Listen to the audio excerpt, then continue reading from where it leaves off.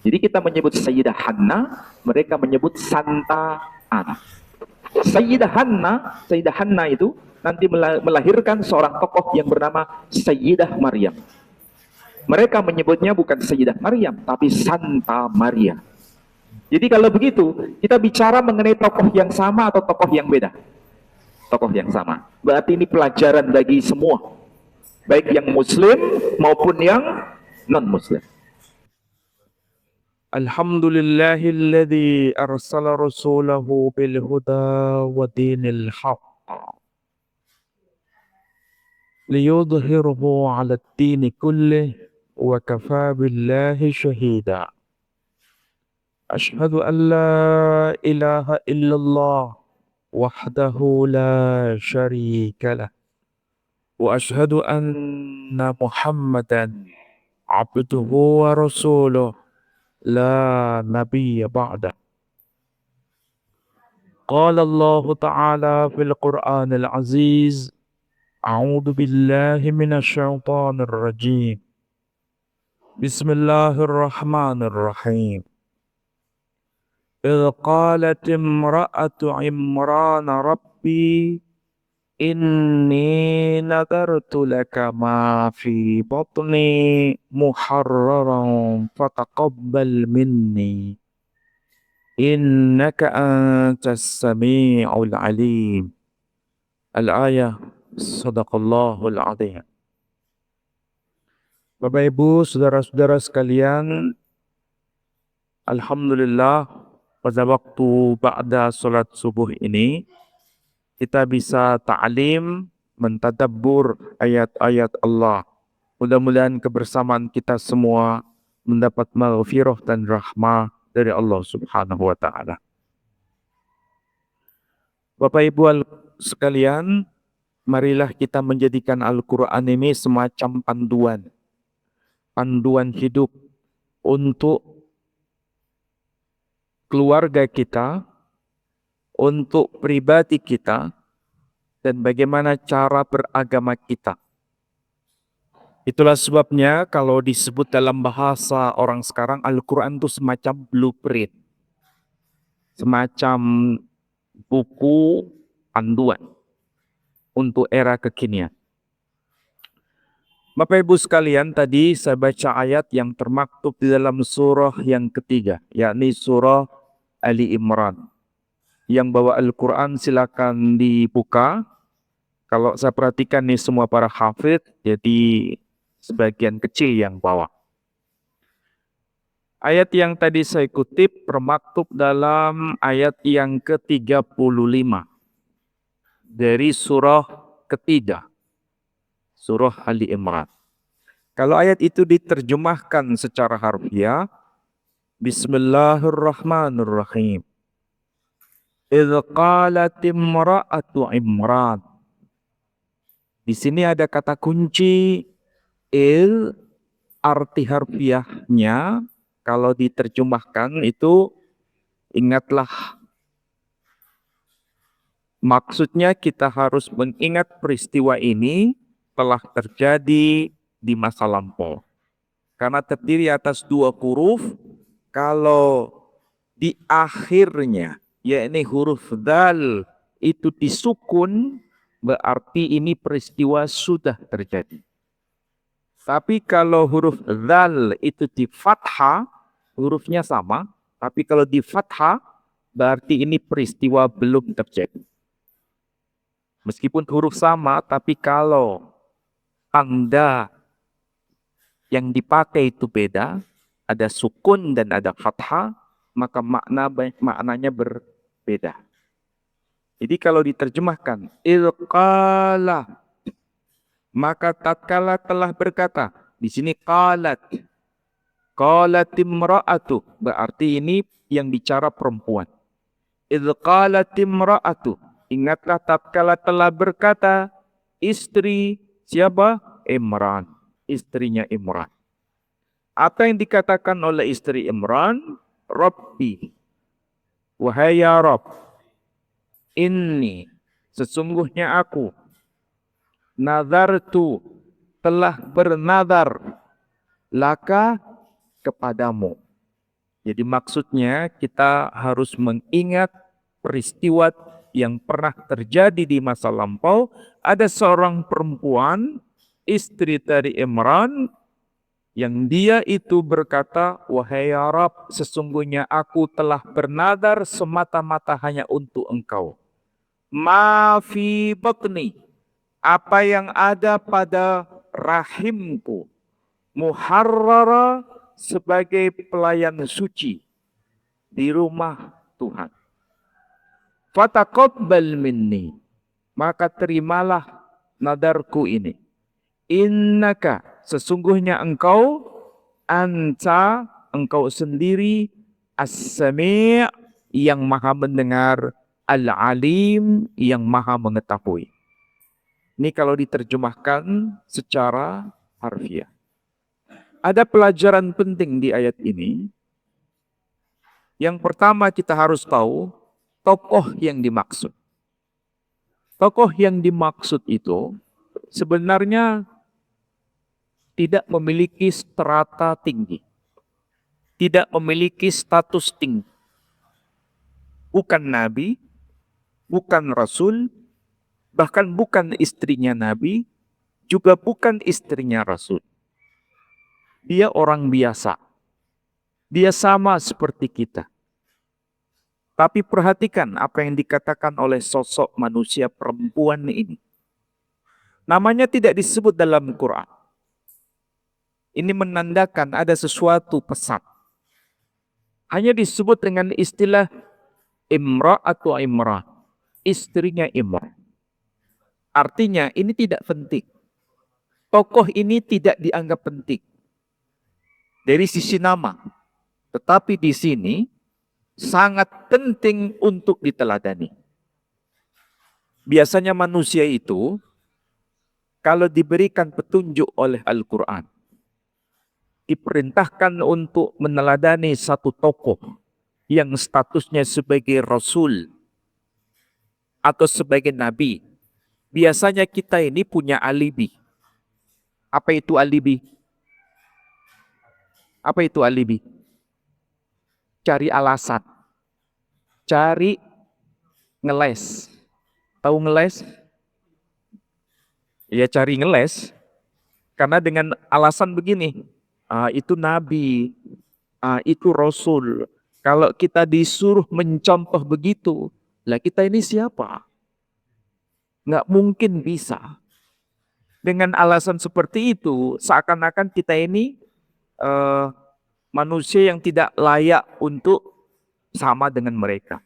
Dengan alasan itu, dia nabi, dia rasul, atau istrinya nabi, atau istrinya rasul, sedangkan kita ini siapa? Biasanya begitu.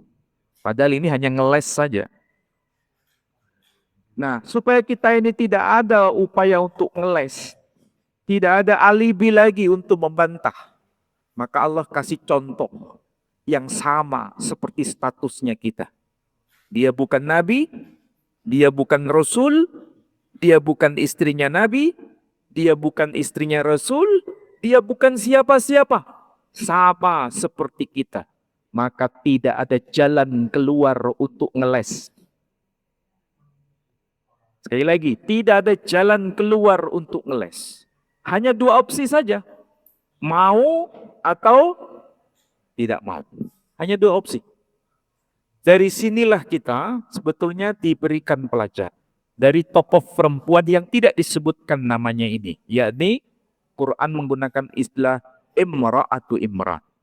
Tapi kalau kita baca kitab-kitab tafsir, mulai dari tafsir Muqatil Ibn Sulaiman yang ditulis tahun 150 Hijri. Sedangkan kita ini sekarang masuk tahun berapa? 1477. Oh, 47. Jadi sudah berapa tahun nih jaraknya? Hampir 1500 tahun. Tidak ada satupun tafsir yang memberikan informasi berbeda. Semuanya sama. Siapa yang dimaksud dengan istri Imran ini? Ternyata kitab-kitab tafsir menyebutnya Sayyidah Hannah. Sayyidah Hannah.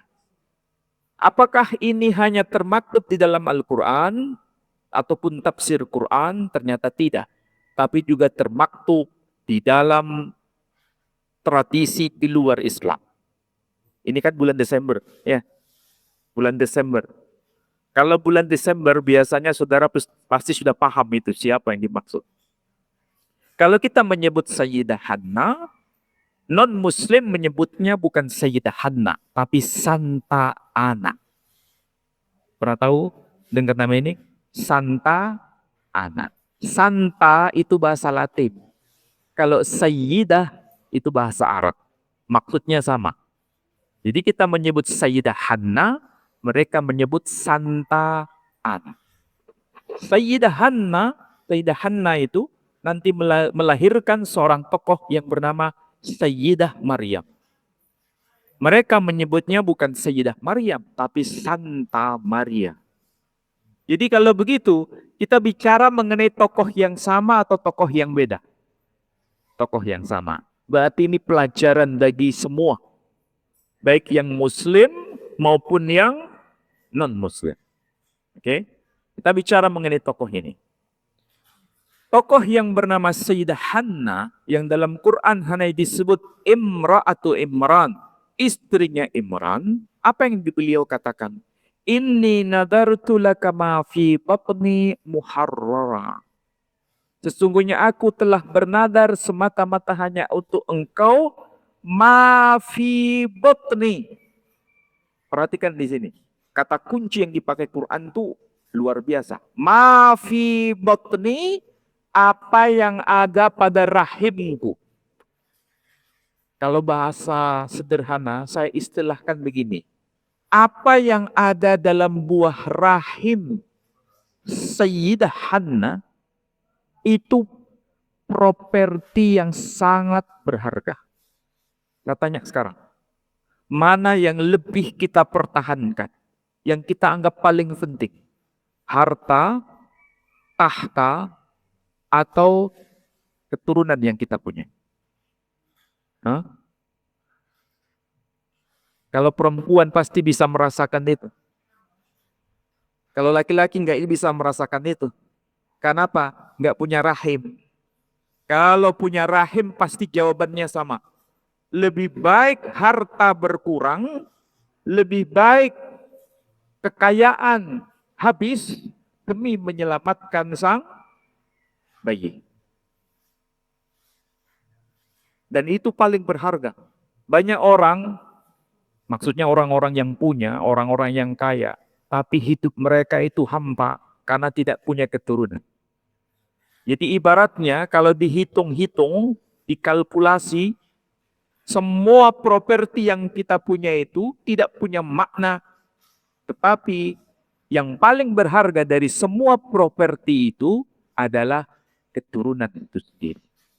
Ini jawaban kita semua. Ada nggak di sini yang mengatakan, oh harta lebih penting daripada anak? Ada nggak di sini? Pasti nggak ada yang jawab. Kenapa? Jawaban kita sama.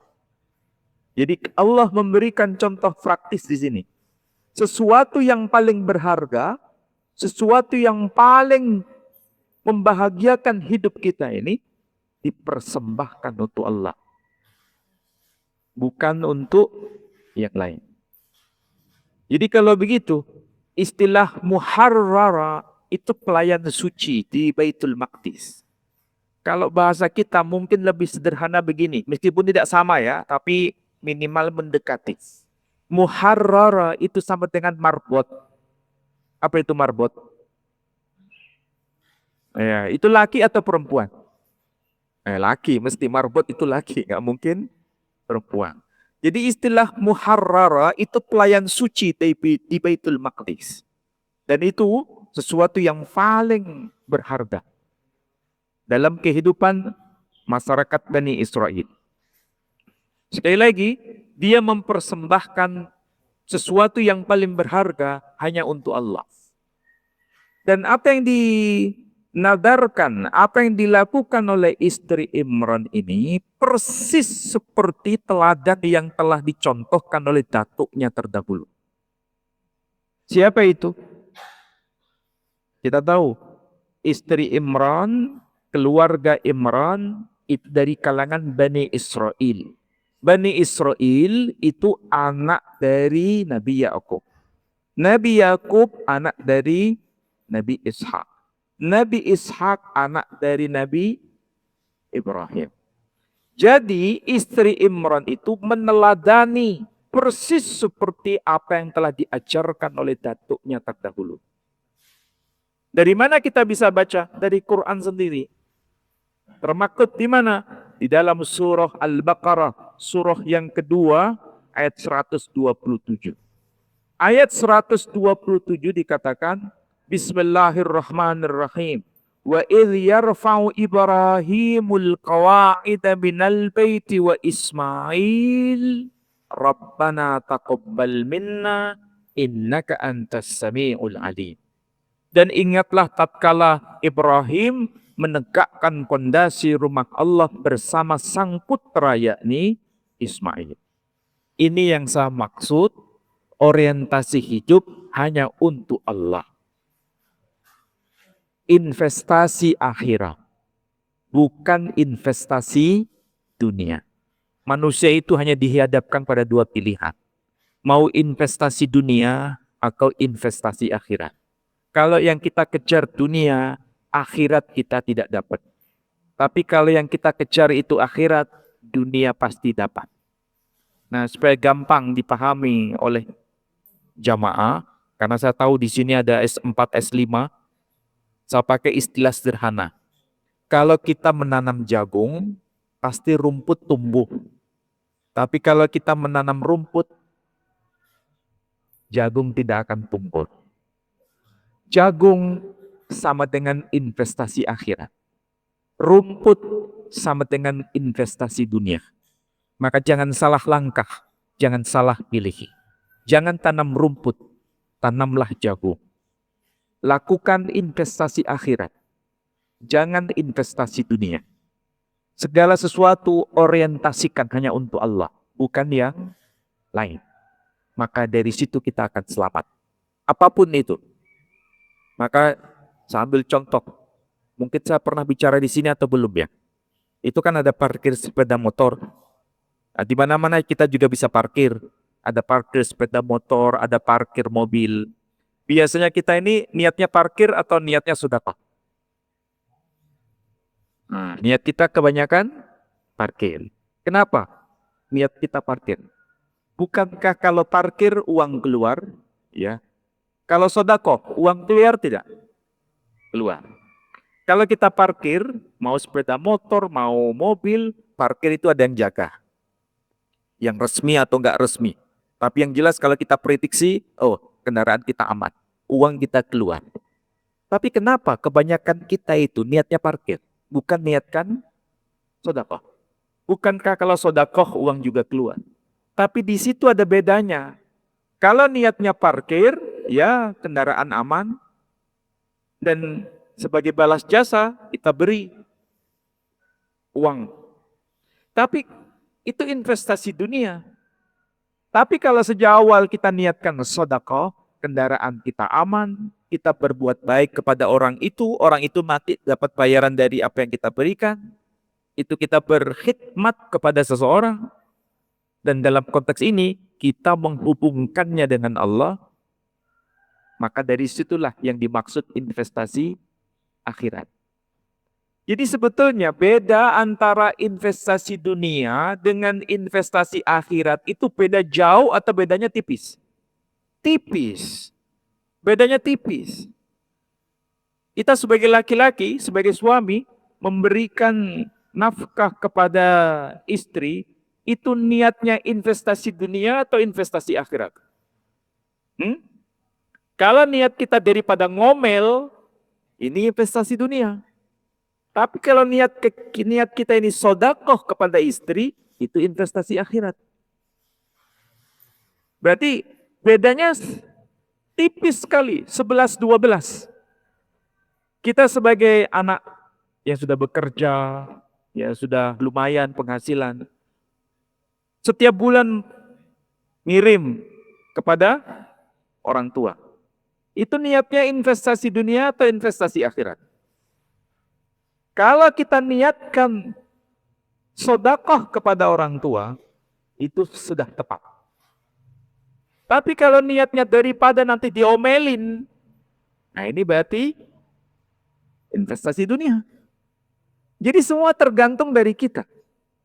Investasi dunia atau investasi akhirat tergantung dari motif kita. Motifnya apa? Kalau motifnya hanya sekedar tuntutan duniawi, maka kita tidak punya makna. Kita nggak mungkin balas jasa kepada orang tua. Iya kan? Sampai kapan kita bisa balas jasa kepada orang tua? Nggak bisa. Tapi kalau kita niatkan sedekah kepada orang tua, itu nilai kita besar. Dan kita tidak akan pernah rugi. Allah akan memberikan rizki, dan rizki itu akan berlimpah. Mungkin kita nggak tahu secara langsung, tapi itu bertahap Allah akan perhitungkan itu. Kepada istri juga begitu, sedekah kepada istri. Kadang-kadang kita ini sedekahnya kepada orang banyak, tapi sedekah kepada orang tua kadang lupa. Ya kan? Dari sini kita belajar. Bedanya sangat tipis. 11, 12. Apa yang dilakukan oleh istri Imran persis seperti Ibrahim. Investasi akhirat. Motifnya hanya untuk Allah. Dan perhatikan. Setelah motifnya benar, perkataannya pun benar. Apa perkataan yang benar dari istri Imran? Dia berkata, "Fataqabbal minni innaka antas sami'ul alim." Yang dikatakan oleh Ibrahim juga sama. Rabbana taqabbal minna innaka antas sami'ul alim. Sama tidak? Tadi waktu kita sholat berjamaah, masih ingat apa yang dibaca setelah sholat tadi? Rabbana taqabbal minna innaka antas sami'ul alim. Kita sering baca itu, tapi kita lupa apa yang dikatakan itu, maknanya apa, dan siapa yang mengajarkan itu. Iya kan? Kita lupa. Kenapa? Kita sudah terbiasa rutinitas. Sehingga kita tidak tahu maknanya. Bahkan kita meremehkan apa yang tadi dicontohkan itu. Perhatikan. Apa yang diucapkan oleh istri Imran itu persis seperti yang dikatakan oleh Ibrahim. Kalau Ibrahim berkata, Rabbana taqabbal minna innaka antas sami'ul alim. Sedangkan istri Imran berkata, fataqabbal minni innaka antas sami'ul alim. Ini yang saya sebut dalam bahasa kita sekarang, parenting. Apa itu parenting? Pendidikan yang sebetulnya itu tepat dan memang mujarab. Dan itu yang harus diwariskan terus menerus pada generasi ke generasi. Dan ini dicontohkan oleh Al-Quran itu sendiri. Oke? Yang kedua, kalau kita sudah paham seperti ini, motifnya harus benar, perkataannya juga benar. Yang kedua, ada pelajaran yang lebih berharga. Ayat ini disebutkan, falamma wadu'atha. Maka tatkala bayi ini telah lahir, qalat, telah berkata istri Imran, Rabbi, wahai ya Rabb, inni wada'tuha unsa. Wahai ya Rabb, ya Tuhan, sesungguhnya aku telah melahirkan bayi perempuan. Wallahu a'lam. Nah, ini catatan nih. Ya, apa kunci ini? Ketika bayi itu telah dilahirkan, istri Imran berkata, Wallahu a'lam. Apa maksudnya ini semua? Apa maksud dari pelajaran ayat ini? Karena kita harus tahu apa yang kita cita-citakan, apa yang kita planning, apa yang hendak kita rancang. Itu kadang seringkali tidak sama dengan hasilnya. Saya ulangi lagi. Apa yang kita planning, apa yang kita rancang, apa yang kita sudah dipikirkan, itu kadang tidak sama dengan faktanya. Kita mengalami itu semua tidak? Ya. Dan apa yang dilakukan oleh istri Imran, apa yang dialami oleh istri Imran, itu pengalaman kita semua. Dan itu pengalaman setiap orang. Jangan kita ini berpikir bahwa ini sekedar cerita, bahwa ini sekedar kisah. Enggak, ini mewakili kita semua. Apa yang kita rancang kadang tidak sama seperti faktanya. Maunya begini, ternyata begitu. Maunya itu, ternyata ini. Wajar. Dan itu merupakan sebuah fakta real di lapangan. Kita semua pasti begitu. Tapi yang penting, dicatat, jangan suudzon kepada Allah. Tapi harus husnudzon. Cara berhusnudzon diwakili dengan kata-kata sederhana. Wallahu a'lam. Allah yang lebih tahu atas hal ini. Jadi sebetulnya yang diinginkan oleh istri Imran itu sebetulnya anak perempuan atau anak laki? Anak laki. Kenapa dia harus jadi marbot? Tapi ternyata anak perempuan. Tapi dengan anak perempuan ini, dia berkata, Wallahu a'lam, Allah yang lebih tahu tentang hal ini. Dia tidak pernah su'udon. Dia husnudon. Dan Allah yang lebih tahu. Dia sebagai seorang manusia, dia ada kelemahan. Tidak tahu rahasia di balik itu semua.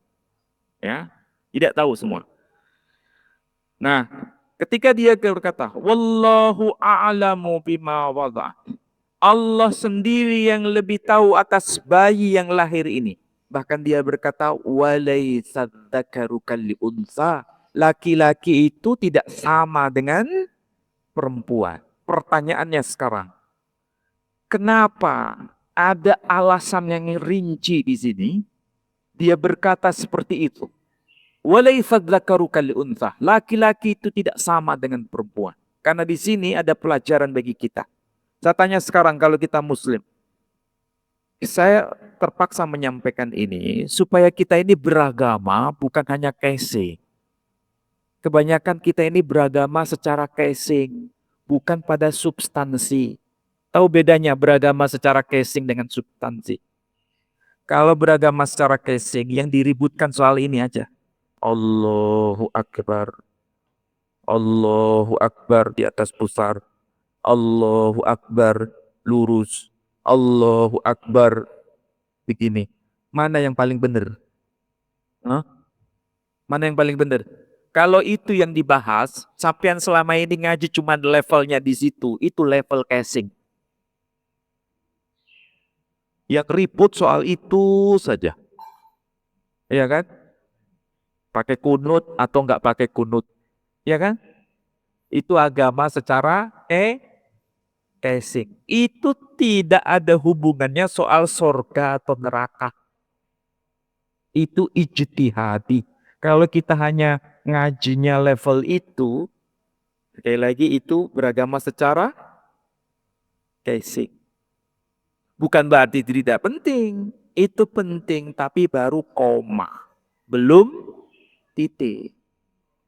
Kalau beragama secara substansi, ini yang tadi saya sampaikan. Ini akan membentuk kita dari dalam. Dan ulama-ulama kita sampai pada level itu. Tidak hanya level casing tadi. Sampai maunya agama secara casing atau secara substansi. Lah gimana caranya? Ya ini, jangan suudzon kepada Allah. Motif hanya untuk akhirat, bukan dunia. Dan ini diteladani, harus dicontoh. Bukan hanya dibaca. Kalau dibaca, Quran ini dibaca, ya betul dapat pahala setiap huruf. Tapi apakah kita tujuannya sekedar mengumpulkan huruf demi huruf untuk cari pahala? Quran itu sebagai petunjuk, sebagai hidayah. Dari situlah kita tahu makna substansi dari Al-Quran. Oke, saya lanjutkan. Sayyidah Hanna, dia berkata, walaysa dzakaru kal unta. Laki-laki itu tidak sama dengan perempuan. Alasannya itu diungkapkan secara rinci. Dan itu bukan sesuatu yang naif. Itu natural, manusiawi. Sayyidah Hanna itu manusia, sama seperti kita. levelnya bukan nabi, levelnya bukan rasul. Sama kayak kita. Kita kadang-kadang mau bicara terus terang di hadapan Allah. Cuma kadang-kadang kita ini egonya tinggi. Tahu egonya tinggi. Nggak mau terus terang di hadapan Allah. Nggak mau. Kita mau minta pengampunan saja. Rabbi ghafirli. Itu saja. Ampunilah aku. Iya, masalah apa yang diampuni? Mau nggak kita terus terang di hadapan Allah? Kadang-kadang kita nggak mau. Kenapa nggak mau? Ego kita ini tinggi. Justru kita ini masih mau membangun tembok dengan Allah. Padahal kita tahu kita ini salah. Ya kan? Nah, contoh teladan istri Imran, dia berkata, "Walaisa dzakaru kal unta." Laki-laki itu tidak sama dengan perempuan. Tapi yang dia pikirkan itu bukan dirinya. Tapi yang dia pikirkan itu yang lain, bukan dirinya. Kalau saya tanya sekarang, anak laki dalam Islam dapat warisan berapa? 2. Anak laki kedua, ketiga dapat warisan berapa? Sama, tetap 2. Kalau anak perempuan dapat warisan berapa? 1. Ini jangan dibayangkan ini bicara mengenai syariat Islam. Maksudnya syariah berdasarkan Quran, bukan. Ini syariat berdasarkan kitab Taurat. Kalau syariat berdasarkan kitab Taurat, anak laki pertama itu dapat warisan 2 kali lipat. Anak laki yang kedua dan seterusnya, anak laki dapat warisan separuh dari kakak pertama. Sedangkan anak perempuan dapat warisan berapa? Hah? Sedikit. Enggak. Kalau menurut Quran dapat warisan 1, separuh dari laki-laki. Kalau menurut hukum Taurat, anak perempuan tidak dapat warisan. Baru paham sampean? Jadi Al-Quran ketika dia berkata, ini anak perempuan, istri Imran, walaisa dzakaru kal unsa, yang dia pikirkan itu bukan dirinya. Yang dia pikirkan ini loh, anak perempuan ini, dia curhat di hadapan Allah. Ini anak perempuan kasihan, nanti dia tidak dapat apa-apa. Makanya dia berkata, walaisa dzakaru kal unsa. Tapi coba perhatikan kita ini. Kebanyakan yang kita pikirkan itu kita atau orang lain. Berarti kalau begitu cara beragama kita ini apa? Masa kita ini beragama sudah berapa tahun kita ini? Tapi nggak pernah berubah. Nggak pernah berubah. Beragama itu hanya sekedar ya rutinitas. Tapi nggak sampai pada level lebih dari itu. Coba lihat itu, kasus yang terjadi di Sumatera itu. Apakah mereka itu orang yang tidak beragama? Hah? Mereka itu orang-orang yang mengaku beragama, tapi justru menyengsarakan orang lain. Iya kan? Kadang-kadang, makanya sekarang ini banyak mahasiswa saya yang jadi agnostik sekarang. Saya itu kan mengajar di UNED. Ada anak-anak yang sudah mengaku saya ini agnostik Pak sekarang. Kenapa bisa begitu? Karena saya muak dengan pelaku agama. Kenapa? Hafal kitab suci. Ini bukan bicara yang Islam ya, yang non-Muslim juga begitu sama. Saya tidak menakut-nakuti begini. Tapi ini fakta real. Kenapa agama ini jadi tameng ya, betul. Jadi tameng. Bukan menjadi ruh dalam berkehidupan. Agama ini turun sebagai ruh. Bukan sebagai tameng untuk kemaksiatan kita. Jadi kasus yang terjadi di Sumatera itu pelajaran berharga. Pelajaran berharga. Saya tidak akan lanjut nanti terlalu jauh. Tapi yang jelas bagaimana agama ini harus bisa menjadi ruh. Bukan menjadi alat untuk menutupi kesalahan kita. Ya. Oke, kita lanjut di sini. Jadi dia berkata walaysat dzakaru kal unsa, yang dia pikirkan bukan diri, yang dia pikirkan adalah selain dirinya. Itu semangat agama itu begitu. Bukan ego, tapi yang lain. Kemudian ketika dia sudah mengatakan begitu, wa inni sammaituha Maryam, dan sesungguhnya aku memberi nama perempuan, anak perempuan ini dengan nama Maria. Sampai tahu kan artinya? Kalau kita menyebut Maryam, sedangkan non-muslim menyebut Maria. Kalau misalnya ada non-muslim namanya Maria, ya, kemudian dia menjadi mu'allaf, kira-kira perlu nggak namanya diganti menjadi Maryam? Hah? Iya atau tidak? Ia mengatakan iya? Oh iya. Apa alasannya? Kenapa Maria diganti Maryam? Apa alasannya? Pasti alasannya begini. Oh, itu nama non-muslim. Harus diganti dengan nama muslim. Begitu ya? Oke? Ya. Kalau begitu, nama non-muslim Maria diganti menjadi Maryam, ini mengikuti sunnah Nabi atau menyalahi sunnah Nabi? Hah? Mengikuti sunnah Nabi atau menyalahi sunnah Nabi? Justru itu menyalahi sunnah Nabi, bukan mengikuti sunnah Nabi. Loh, kok bisa begitu? Yuk kita belajar. Bukankah ada istri Nabi yang bernama Maria Al-Qibtiyah? Siapa itu Maria Al-Qibtiyah? Maria yang dari Koptik, yang nanti beliau punya putra yang bernama Ibrahim. Apakah pernah ada peristiwa, bahkan ada keterangan, Nabi mengubah nama Maria menjadi Maryam Al-Qibtiyah? Nggak ada. Kadang-kadang kita ini kebingungan mempelajari ini sunnah Nabi atau bukan. Iya kan? Ya, dari situ kita belajar. Oke? Ini nanti bisa ini ya. Kita belajar banyak. Wa inni sammaituha Maryam. Jadi Nabi tidak mengubah nama istrinya menjadi Maryam Al-Qibtiyah, tapi tetap dia bernama Maria Al-Qibtiyah. Nah, pertanyaannya, tahu nggak apa makna dari Maryam? Tahu arti-artiannya? Hah? Kalau gulai Maryam, soto Maryam, roti Maryam, itu kuliner kan? Itu semua enak atau enggak?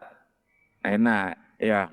Tapi kita harus ingat, kulinernya enak, tapi nama Maryam itu sebenarnya nggak nyambung dengan kuliner. Maryam itu arti harfiahnya pahit atau getir. Kalau begitu, nyambung dengan apa yang diungkapkan oleh istri Imran. Walaysat dzakaru kal unsa. Laki-laki itu tidak sama dengan perempuan. Maka itu diabadikan dalam bentuk nama. Apa itu namanya? Maryam. Begini ini pelajaran sebetulnya. Pelajaran berharga. Pelajaran apa? Sejak anak ini dilahirkan, anak perempuan dilahirkan, sampai dia melahirkan, hidupnya pahit atau getir. Hidupnya itu pahit, getir. Tidak ada manusia perempuan yang mengalami nasib seperti ini. Mulai dilahirkan sampai dia melahirkan, hidupnya getir, pahit terus. Kita saja ini punya sesuatu pengalaman yang pahit, hidupnya pahit. Apakah sebanding dengan Sayyidah Maryam? Enggak sebanding. Kadang-kadang kita mengalami hidup pahit itu, sering mengeluh enggak? Sering mengeluh. Sayyidah Maryam tidak pernah mengeluh. Meskipun sejak awal sampai dia akhir hidupnya itu getir pahit. Bahkan pengalaman yang paling puncak kepahitan hidupnya adalah dia dituduh sebagai wanita berzina. Maka jangan merasa hidup kita ini yang paling getir. Enggak. Kalaupun kita getir, pahit, hidup yang pahit. Kita punya pengalaman itu semua kan? Tapi tidak selamanya. Ada momen-momen itu membahagiakan.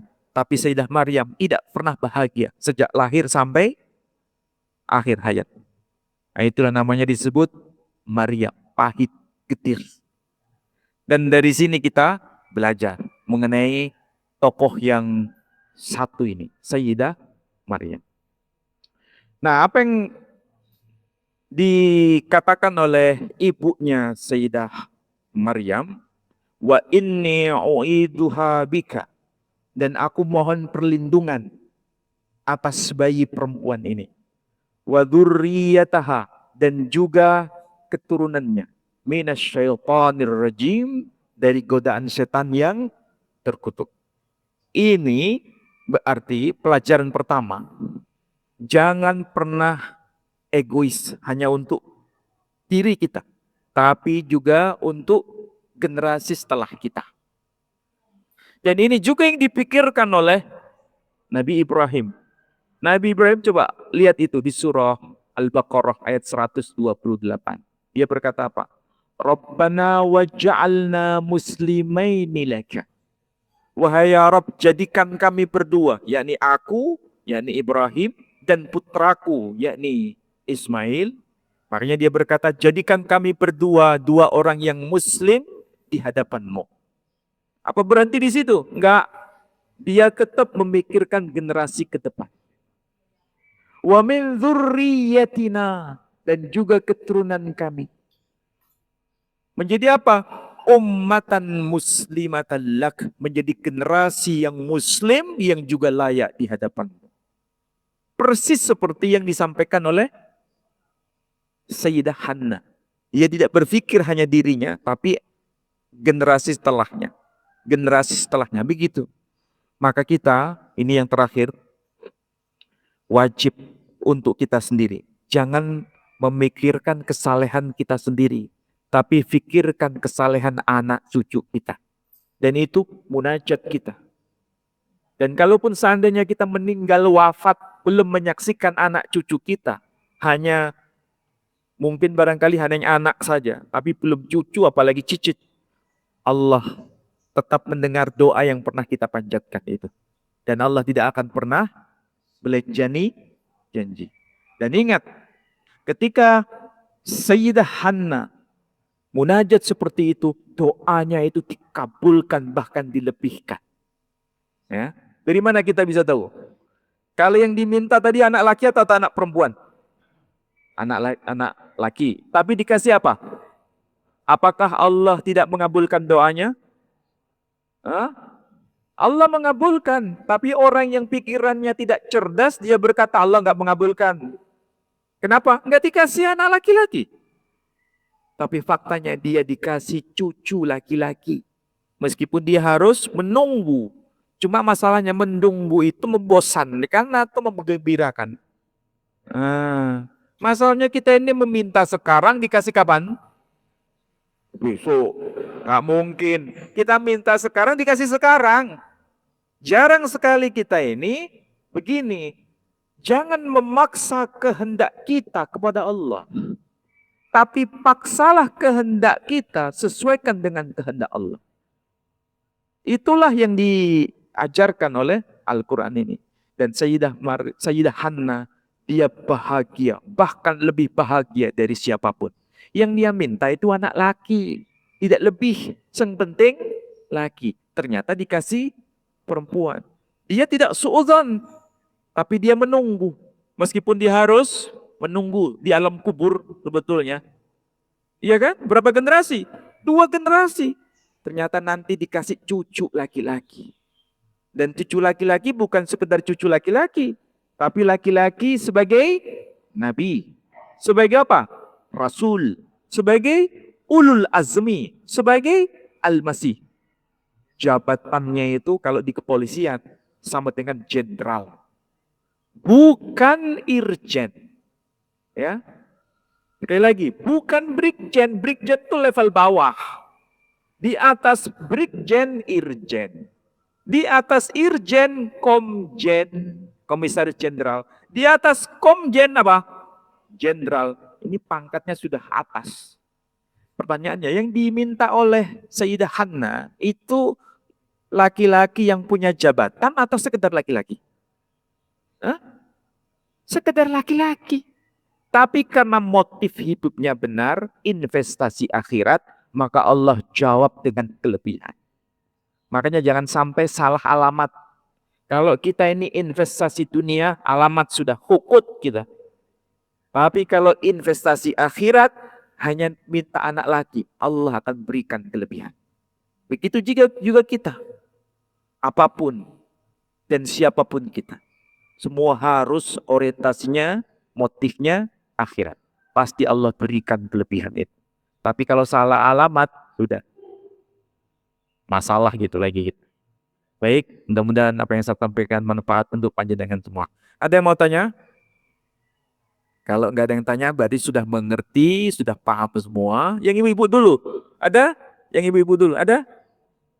Oh, nggak ada. Wis pinter semua ibu-ibunya. Oke, yang tadi yang awal yang ya.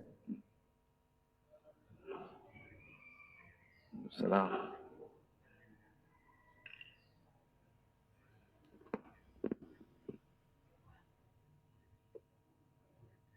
Gimana?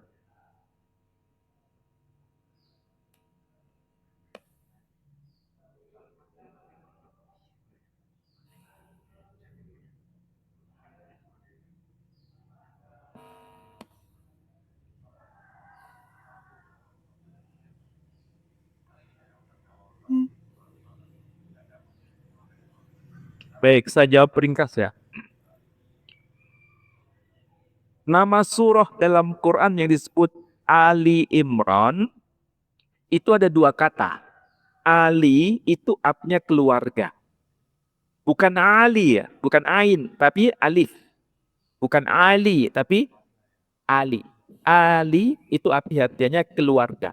Berarti Ali Imran artinya keluarga Imran. Jadi kalau ada orang bernama namamu siapa? Ali Imran. Kira-kira itu paham enggak maksudnya? Keluarga Imran. Kalau namanya Imran sih oke, tapi kalau namanya keluarga Imran kayaknya jadi aneh.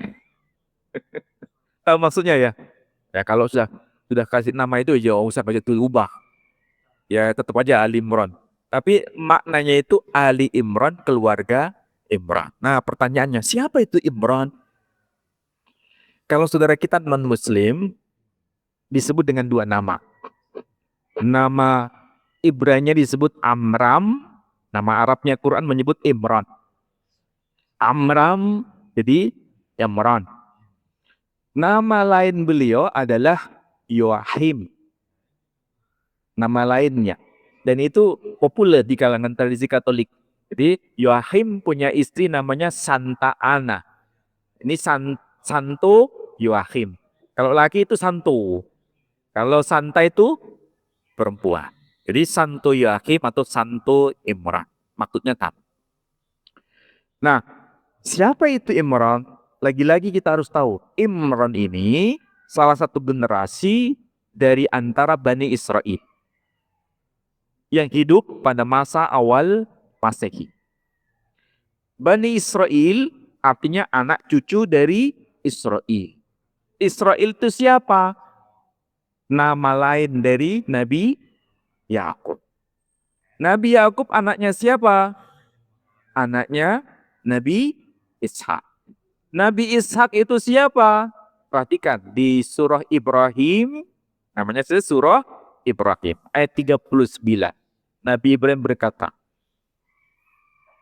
ada istilah dengan sebutan Alhamdulillahilladzi wahabali alal kibari Ismaila wa Ishaqa inna rabbi lasami'ud du'a. Segala puji bagi Allah yang menganugerahkan kepadaku di masa yang sangat tua, yakni Ismail dan Ishak. Okay. Sesungguhnya Tuhanku maha mendengar atas doa yang dipanjatkan. Ini bahasa Quran tuh indah sekali. Tadi dikasih nama Maryam, kenapa? Karena dia berkata, "Walaysat dzakaru kalunsa." Laki-laki itu tidak sama dengan perempuan. Wa inni sammaituha Maryam. Kemudian aku memberi nama anak ini dengan nama Maryam. Nyambung kan? Nama dengan peristiwa. Dikasih nama Ismail juga sama. Ya toh? Rabbi habli minas salihin. Wahai ya Rabb, anugerahkan kepadaku keturunan yang saleh. Doanya diijabah. Doa itu diijabah. Munajat itu diijabah. Maka anak itu dikasih nama Ismail. Apa arti Ismail? Dari kata sami'a dan il. Sami'a itu telah mendengar. Dia telah mendengar. Siapa yang mendengar? Il. Tuhan. Tuhan telah mendengar. Mendengar apa? Doa yang diijabah. Jadi ada kaitan dengan peristiwa. Sahabat ngaji begini itu semakin mantap iman kita. Sering kali kita ngaji sama Ismail, tapi nggak ngerti apa makna Ismail. Uwen dikasih nama Ishak.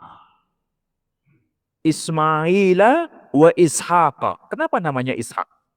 Karena istri Ibrahim yang sudah tua, ya kan? Mandul, dapat berita bahwa kamu nanti akan melahirkan seorang putra. Fadahikat, dia tersenyum, dia tertawa. Bagaimana saya punya keturunan? Saya sudah tua, lansia, ya kan? Bagaimana punya putra? Sesuai tidak mungkin menjadi mungkin. Maka anak itu diabadikan. Peristiwa itu diabadikan dalam bentuk nama. Namanya Ishak. Tahu artinya Ishak apa? Tertawa. Dia tertawa.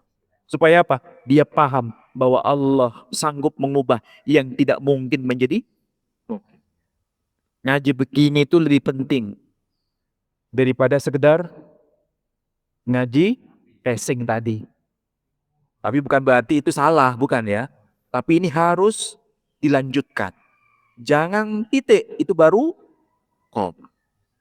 Jadi paham kalau begitu, siapa dia? Dari kalangan Bani Israel. Mudah-mudahan paham ya. Oke, saya kira begitu. Saya kira demikian, mudah-mudahan manfaat bagi panjenengan semua. Saya tutup dengan doa penutup majelis. Subhanakallahumma bihamdika asyhadu an la ilaha illa anta astaghfiruka wa atubu ilaik. Wassalamualaikum warahmatullahi wabarakatuh.